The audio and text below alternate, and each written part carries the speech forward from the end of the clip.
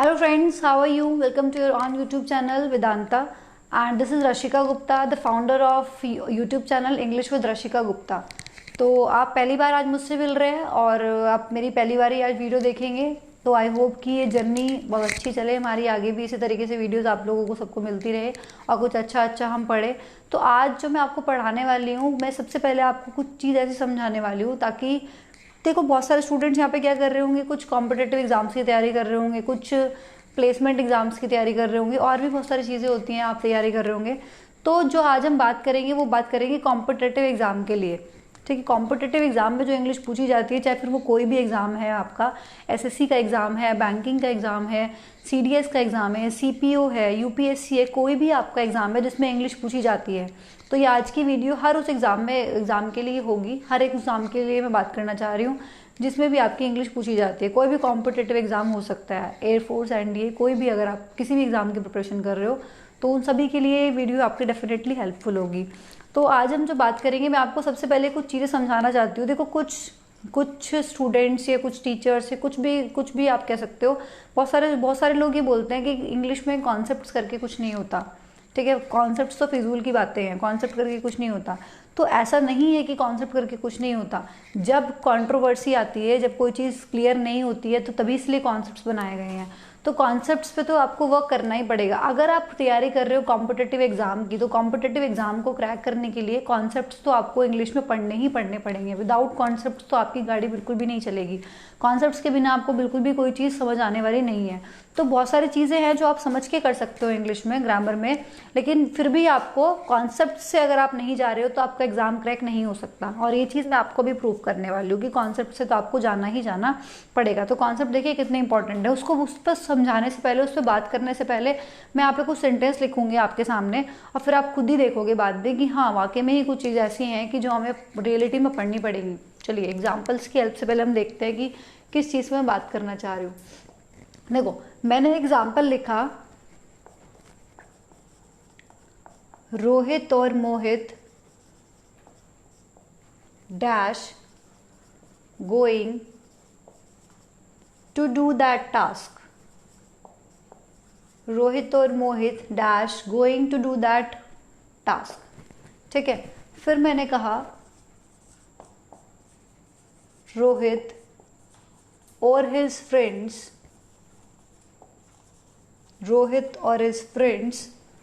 Dash going to do that task.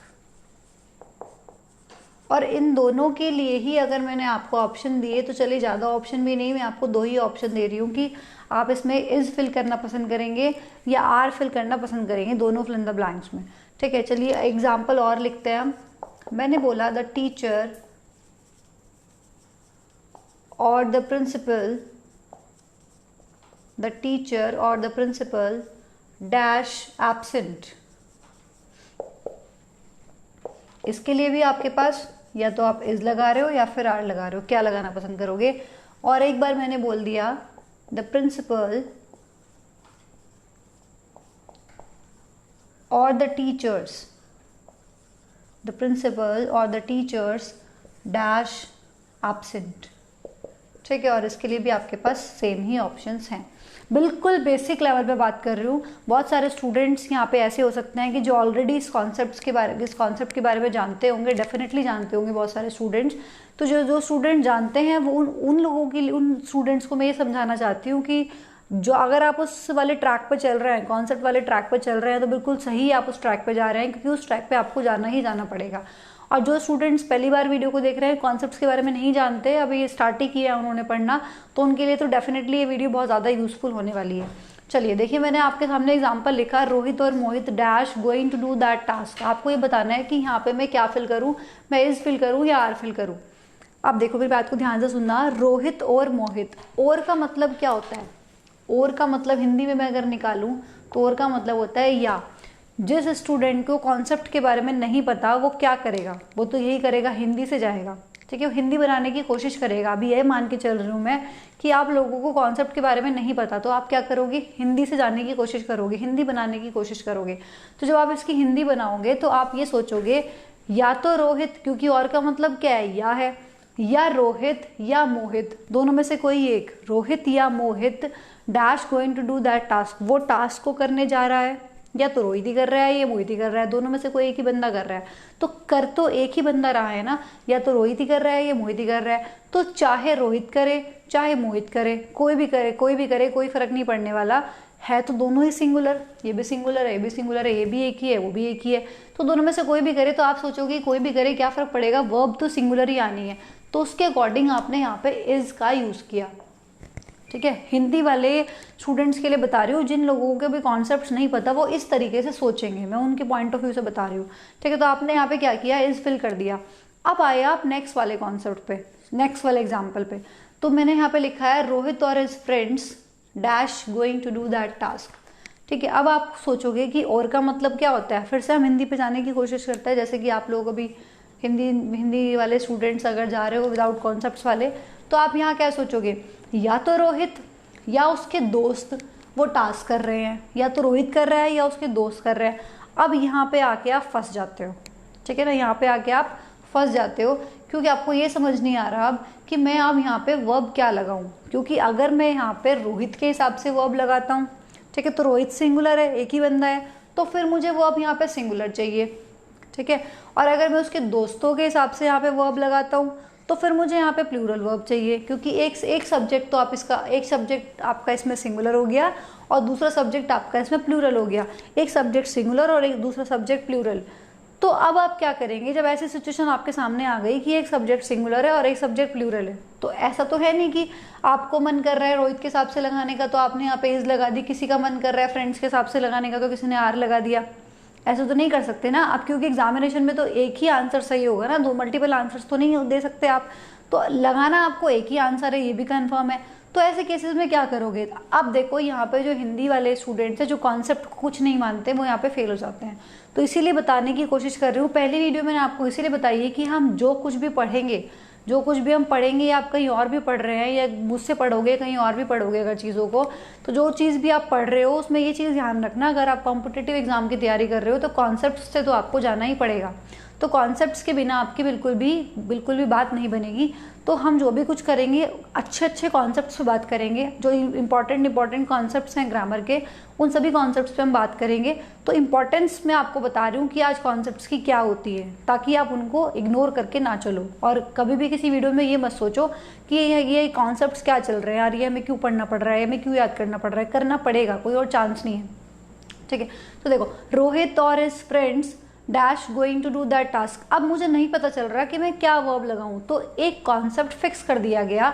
क्या fix किया कि जहां भी आपको वर्ब फिल करनी है, आपको वर्ब कहाँ फिल करनी है, यहाँ फिल करनी है, तो जहां भी आपको वर्ब फिल करनी है, वर्ब के पास में जो भी सब्जेक्ट होगा, वर्ब के पास में जो भी सब्जेक्ट होगा उसके अकॉर्डिंग आप वर्ब को लगा दोगे। ठीक है, उसके अकॉर्डिंग आप वर्ब को लगा दोगे। अब यहाँ पे वर्ब के पास में क्या सब्जेक्ट है, हिज फ्रेंड्स, और हिज फ्रेंड्स सिंगुलर है या प्लूरल है, प्लूरल है, तो हिज फ्रेंड्स के अकॉर्डिंग आपकी वर्ब आएगी। तो रोहित और his friends are going to do that task. अब आप पीछे से वापस से फर्स्ट वाले एग्जांपल पे आ जाएंगे। मैंने जो ये इज लगाया है, अगर मैं बात करूँ यहाँ तो आपकी हिंदी निकल गई, तो आपका तुक्का सही बैठ गया कि आपने यहाँ पे इज लगा दिया। बट अगर मैं कॉन्सेप्ट के हिसाब से देखूँ तो ये इज भी मैंने मोहित के हिसाब से लगाया है, क्योंकि यहाँ पे वर्ब के पास में कौन सा सब्जेक्ट था, मोहित, और मोहित सिंगुलर था, तो मैंने मोहित के अकॉर्डिंग इज लगाया है। यहाँ पे वर्ब के पास में कौन सा सब्जेक्ट है, हिज फ्रेंड्स, जो कि प्लूरल है, तो मैंने प्लूरल के साथ प्लूरल ही वर्ब लगाई है। अब बिल्कुल ऐसे ही यहाँ पे है, द टीचर और द प्रिंसिपल डैश एब्सेंट। या तो टीचर या प्रिंसिपल एब्सेंट है, तो चाहे टीचर एब्सेंट हो चाहे प्रिंसिपल एब्सेंट हो, है तो कोई एक ही एब्सेंट, क्योंकि और का मतलब या होता है। तो इस केस में भी आप हिंदी बना सकते हो कि कोई भी एब्सेंट हो, क्या फर्क पड़ता है, वर्ब तो सिंगुलर ही आनी है। तो इस केस में भी आपने क्या किया, इज का यूज कर लिया। ठीक है ना, लेकिन जब मैंने इससे नेक्स्ट वाले एग्जाम्पल की बात की, मैंने बोला द प्रिंसिपल और द टीचर्स, द प्रिंसिपल और द टीचर्स, या तो प्रिंसिपल या टीचर्स एब्सेंट हैं, या तो खाली प्रिंसिपल ही एब्सेंट है, या फिर टीचर्स एब्सेंट है। तो अब अपने हिसाब से तो वो अब नहीं लगा सकते ना, अगर प्रिंसिपल एब्सेंट हुआ तो आपको यहाँ पे इज लगाना होगा। ठीक है, और अगर टीचर्स एब्सेंट हैं तो आपको यहाँ पे आर लगाना होगा। तो फिर से आप कॉन्सेप्ट के हिसाब से जाएंगे। क्या कॉन्सेप्ट होगा कि जो भी हमारा वर्ब के पास लिखा है, पास में क्या लिखा है, द टीचर्स, दो सब्जेक्ट है ना इसमें, एक प्रिंसिपल और दूसरा टीचर्स।